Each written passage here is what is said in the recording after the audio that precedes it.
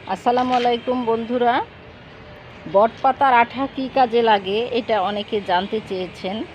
আমি এক কথায় বলি, যদি লাগান বট পাতার আঠা তাহলে চলে যাবে পায়ের গোড়ালি ফাটা।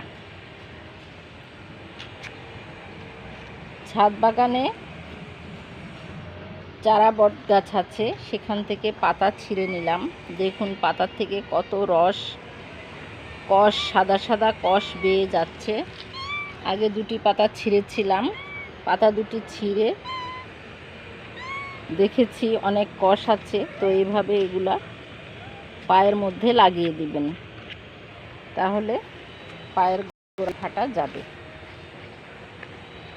আমি বট গাছের উপরে, বট পাতার উপরে অনেক ভিডিও দিয়েছি, সেখানে ডেসক্রিপশানে লেখা আছে, বর্ণনায় লেখা আছে বট পাতার আঠায় পায়ের গোড়ালি ফাটা ভালো হয়। তবে বট পাতার আঠা কোনো মতেই খাওয়া যাবে না, বিষাক্ত, ক্ষতিকর। এটার রাসায়নিক বিক্রিয়া ঘটে, অনেক সময় দেখা যায় যে বমির ভাব হয় বা বিভিন্ন রকমের সমস্যা দেখা যায়। তো বট পাতার আঠা দিয়ে আপনারা গোড়ালি ফাটা দূর করুন। ছাদ বাগানে বটের অনেক গাছ হয়, সেই চারাগুলো আমি রেখে দেই বনসাই করার জন্য।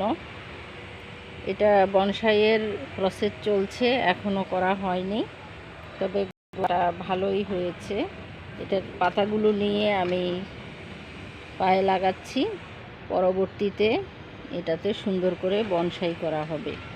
আর যাদের সুযোগ আছে মাটিতে বটগাছ লাগাবেন, উপযুক্ত জায়গায়, বাজারে, রাস্তার পাশে ছায়াদান করার জন্য বড় বড় উন্মুক্ত স্থানে বটগাছ লাগাবেন। এটা অনেক অক্সিজেন দেয় এবং পরিবেশের সহায়ক।